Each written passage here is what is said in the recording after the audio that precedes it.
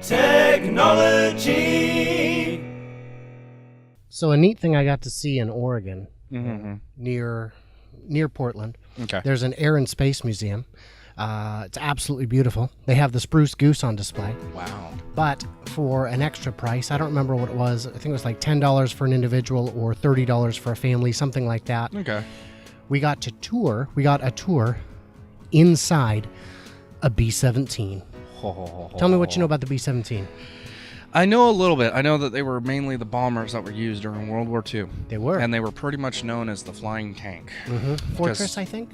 Yes, that's what it was. Flying fortress. Mm-hmm. And those suckers had, what, guns on the front, rear, sides, belly, top.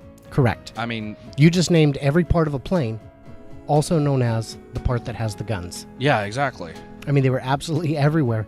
Yeah. And what's really crazy, because, you can see the cockpit there, that's not too different from a modern cockpit, really. Not really, no. I mean, it just really sans the digital stuff without our lacking, if you're curious, is what sans means. Right. It's Look at those bomb bays, too. It's crazy. And that's a walkway across the middle, so that's precarious.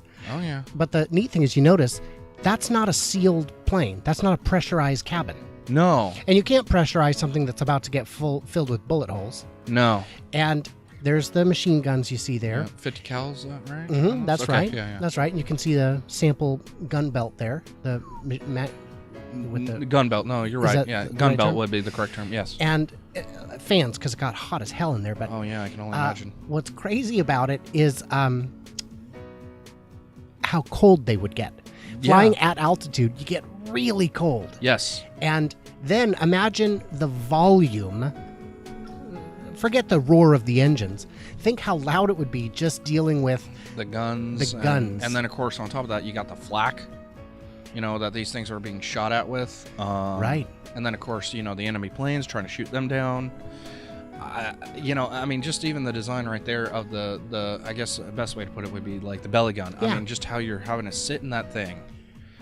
At very, very cramped space. Yeah. They would choose belly gunners by size. Yeah, I'm not surprised. So, the smallest guy. Smallest guy, 5'2"-ish, 110 pounds. And even then, you were in fetal position, basically with the guns under your feet. Yep. And it was just really amazing to get to see the inside of not just such a historic plane. Yeah. And the neat thing is, do you know who manufactured them?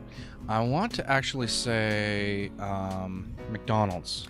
McDonnell did make them. Okay. As did Boeing. Yeah, I know Boeing did as too. did one other. Three different companies were building the exact same plane. Well, who was the third company? Lockheed, I think. Lockheed. Okay, that makes sense. Yeah, so basically, and if you think about it, because to me it's like, well, each company would make their own. Well, no, we've got a good design. Yeah. Just build it. We need it now. We need it now. Here are the blueprints. Go with it. Because I mean, you'd have variations, of course, of this and that. That's but right. I would assume that one guy could work on all three different versions. Like we're talking, okay, this has a different whoop-de-doo. Right. There were subtleties in the variants. Yeah. But not big differences. Yeah. Not big differences. And yeah, it's crazy to think. Now the Spruce Goose, I might as well just lump that one in here too. Might as well, yeah. The Spruce Goose is a sight to behold. Yeah, you showed me a picture earlier, and it was just like, it, as I was telling you, because me and Jonesy, we hit up the parts store, and there was a Toyota MR2 that showed up, and we were both making and we were chatting with the guy too, and just talking about how that car just seems so timeless of its design and whatnot, which I know is kind of silly. It's like, well, it's a Toyota, who cares? I'm like, no. It's the aesthetics of it. It's like it still looks relevant to today. Sure. And the pictures of the Spruce Goose alone, it looks like something that you could see on any airport runway, on any tarmac, I guess is the correct term. It just, well, there are some. I don't have any words to describe how amazing this piece of equipment is. There are some notable differences, Well, as you can see here in these pictures. 8 engines is a little excessive. The pontoons are definitely a little different. And of course, the mannequins. I just Yeah, those were. Well, it's funny because there was a gun exhibit with no guns. So they're That's and funny. then of course there's the Yankees cap there. Yeah. It's also part of the museum. Nice. But it was just damn interesting. That's the inside of the Spruce Goose there. That is just. But as you can see, there's not a lot of cargo space, but it was a proof of concept. Yeah. So the Spruce Goose, first of all, why was it made out of wood? Because I would assume, well, a lot of planes were made out of wood. That was probably the most viable material that they can think of. And also, if they try to make that sucker out of like steel, it would be so just draining on the economics of building this thing, and it would just be so heavy. It was actually because metals were reserved for war use. And so Okay, there were sense two right there. big limitations. One is you can't use any war specified materials, Yeah. so you can't use any metal, and also you can't take any engineers with any aerospace knowledge, because those are also needed for the war effort. So he was hiring mechanics and what would you call it? Machinists, Okay. and training them.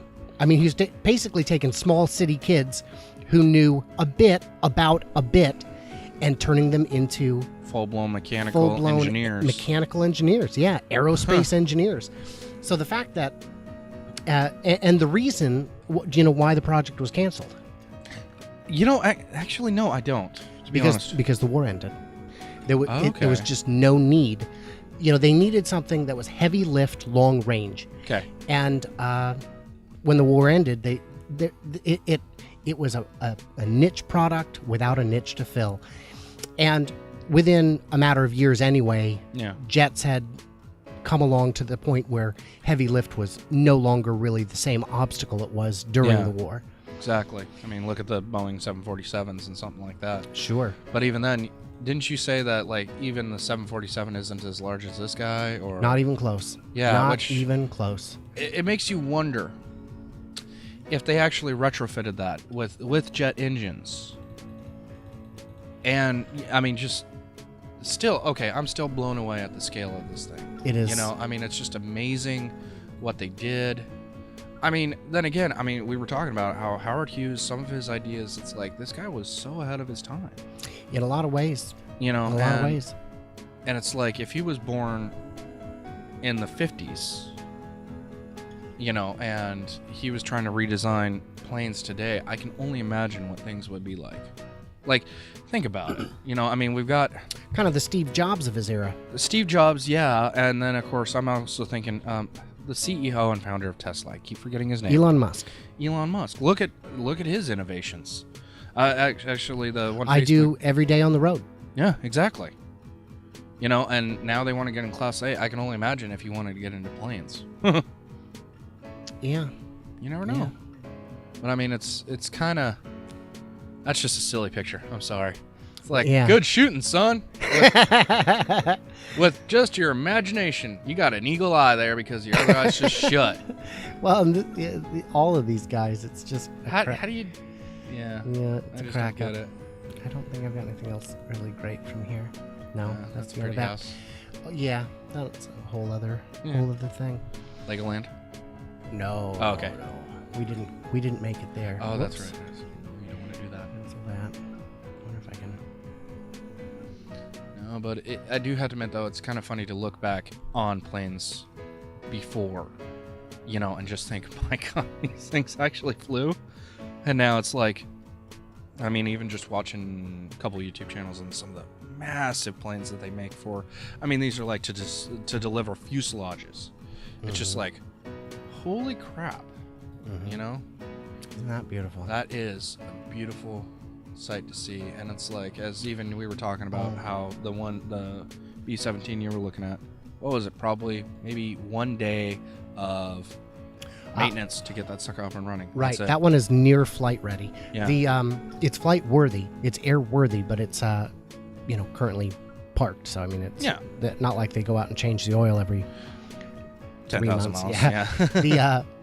The one of the variants on this particular one is that it has the steel finish. I saw that. Yeah, the metal finish rather than painted. Yeah. And that's because it was built so late in the war that remaining invisible from the ground was no longer a priority. They were already in the Pacific Theater, and Japan's intercept capacities had already been wiped greatly out. diminished. Yeah, so it's kind of like, no, no need to hide. No need to hide. Show them where we're coming from.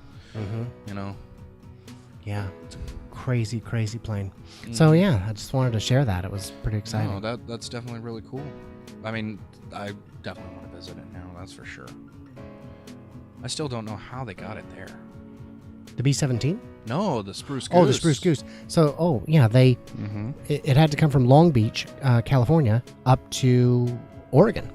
And so they took the wings off and left the fuselage intact, and then floated it on a barge up the coast, up near Portland, and then parked it for a few months waiting for the water levels in the river to, I don't know, go down enough to clear bridges or go up enough to not bottom out. Maybe, well, a little bit, the right yeah, it's tide. tough to say. So they had to have the right river level, and then they got it to within, I want to say, a couple miles, and, heavy lift trucked it from there. Jeez. I mean, talk about an oversized load. Watching that thing go. Jeez Louise. I would have loved to see the video on how they did that. That would be cool. But still, it's just... I bet that is available. I think it is. I wouldn't be surprised, but again, we'll do a react to that at some point. Oh, indeed. Yeah. All right, so there you go. Sweet.